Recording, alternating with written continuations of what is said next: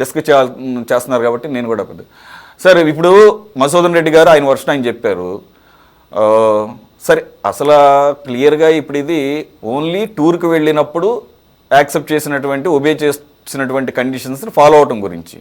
కానీ ఒక series of actions కనుక చూస్తే కోడికత్తి కేసు అవ్వచ్చు, సిబిఐ ఈడీ కేసులు అవ్వచ్చు, 12 సంవత్సరాలుగా అలాగే ఇప్పుడు జస్ట్ వెళ్ళి కనపడి రావడానికి ఏదైతే ఒప్పుకొని వెళ్ళే ముందు ఒప్పుకున్న దానికి ఇప్పుడు లేదు ఇట్లా అని చెప్పేసి చెప్పటం. ఇంకోటి ఆ కారణాలు కూడా ఇప్పుడు నిన్నగా మొన్న తిరిగారు, మొత్తం రూల్స్ అన్నిటిని వైలేట్ చేసి ఎన్ని పర్యటనలు చేశారో చూసాము, అన్నిటినీ వైలేట్ చేశారు, యాక్సిడెంట్లు జరిగినాయి, ఇబ్బంది పడ్డారు జనం.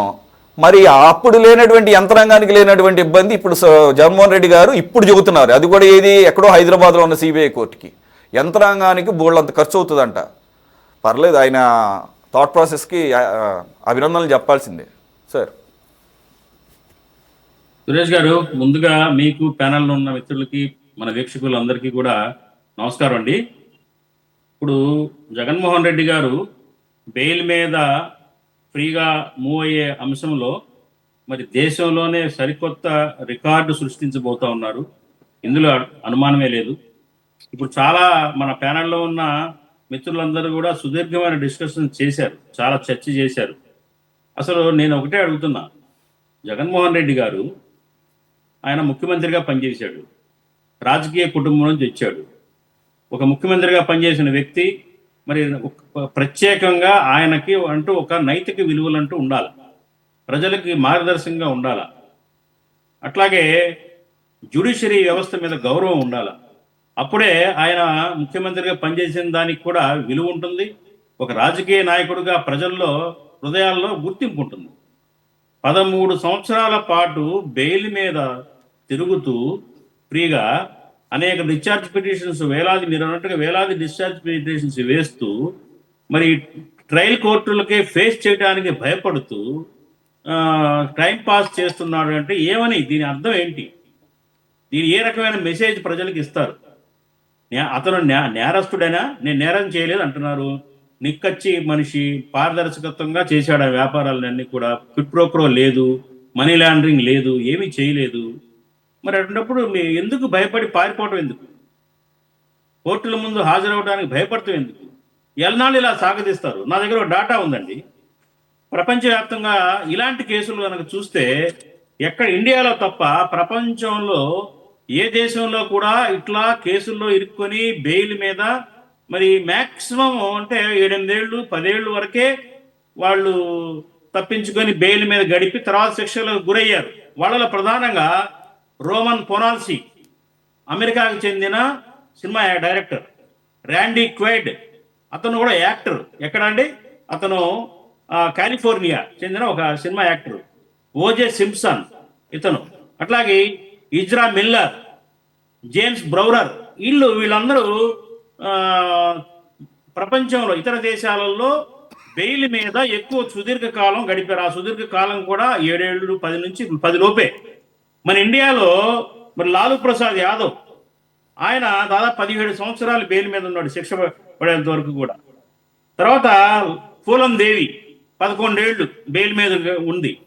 ఇట్లా చూస్తే కనుక వీళ్ళందరి రికార్డ్స్ని బ్రేక్ చేసి మరి సరికొత్త రికార్డు సృష్టించడానికి తహతహలాడుతున్నారు జగన్మోహన్ రెడ్డి గారు అనుకోవాల్సి వస్తుంది.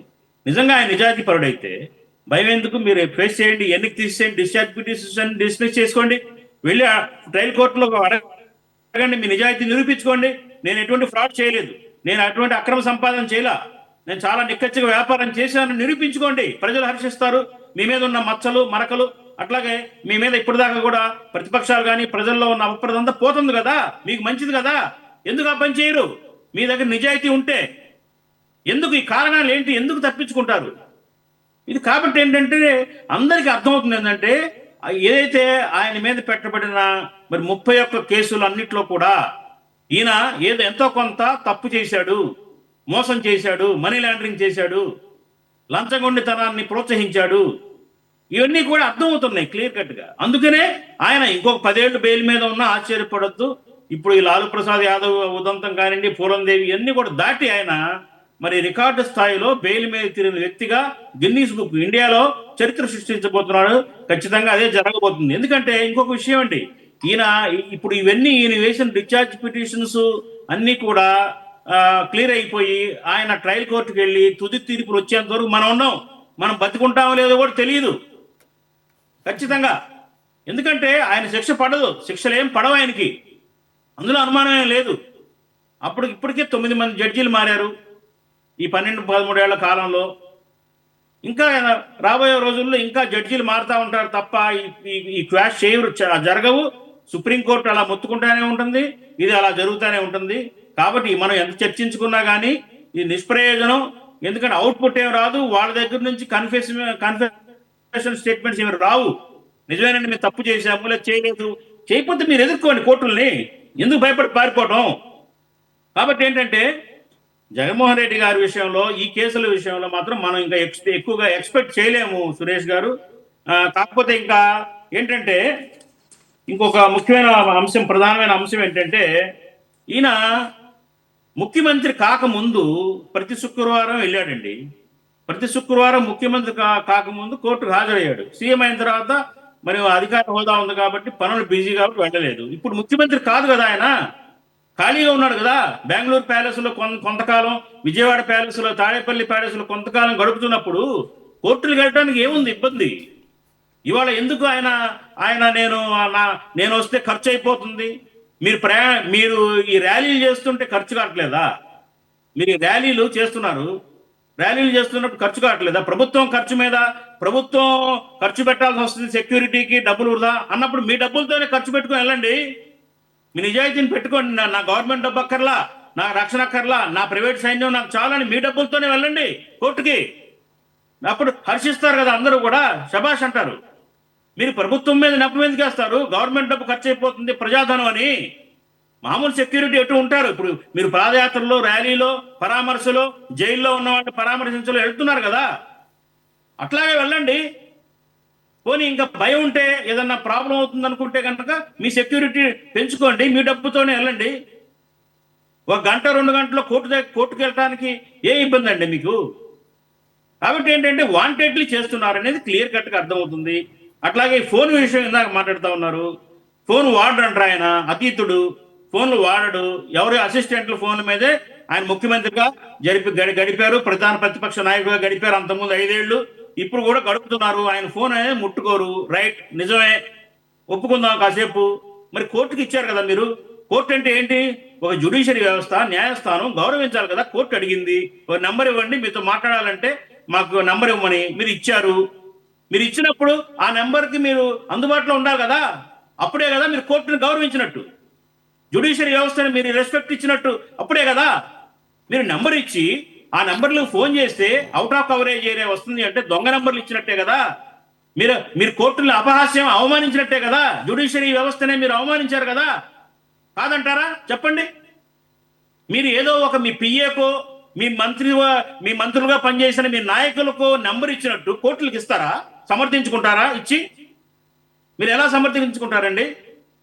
న్యాయస్థానం అండి అది, జ్యుడిషియరీ వ్యవస్థ. నెంబర్ ఇచ్చారు అంటే you have to loyalty to that number, you have to attend to that number. అంతేగాని నా దగ్గర ఉండదు, నేను ఫోన్ వాడను ఆయన లాయర్ వాదిస్తాడంటే, ఫోన్ వాడరా ఆయన అన్నప్పుడు మీరు ఇవ్వటం తప్పు కదా. మీరు ఇచ్చినప్పుడు ఆ నెంబర్ మీద ఉండాలి కదా. పోనీ ఆ నెంబర్ పలకట్లేదంటే ఇంకొక నెంబర్ ఆల్టర్నేట్, అయ్యా నేను విదేశాల్లో ఉన్న నెంబర్ పలకట్లేదని మరి ఆ న్యాయస్థానానికి ఇంకో నెంబర్ పంపొచ్చు కదా మీరు నిజాయితీగా ఉంటే. ఇదంతా బాధ్యతారహితం అండి, చాలా బాధ్యతారహితంగా ఉన్నాడు ఆయన. న్యాయస్థానం అంటే గౌరవం లేదు, న్యాయమూర్తులు అంటే గౌరవం లేదు, జ్యుడిషియరీ వ్యవస్థ అంటే రెస్పెక్ట్ లేదు, ఏమీ లేదు. అంత క్లియర్ కట్ గా అర్థమవుతుంది. మొత్తం ఆయన భారతదేశ న్యాయ వ్యవస్థని ఛాలెంజ్ చేస్తున్నాడు సార్, ఛాలెంజ్ చేస్తున్నాడు. నేను ఎంత కాలమైనా ఇలాగే బెయిల్ మీద తిరుగుతాను, నన్ను ఏం చేయలేదని ఆయన ఒక ఛాలెంజ్ చేసినాడు. న్యాయ వ్యవస్థని, భారతీయ న్యాయ వ్యవస్థని ఛాలెంజ్ చేసినాడు అంటున్నాను. ఈ న్యాయ వ్యవస్థ సమాధానం చెప్పాలా? ఆయన విషయంలో ఛాలెంజ్ ఏ రకంగా ప్రజలకు ఏ రకంగా మెసేజ్ ఇస్తుందో న్యాయ వ్యవస్థకి వదిలేద్దాం. Right sir.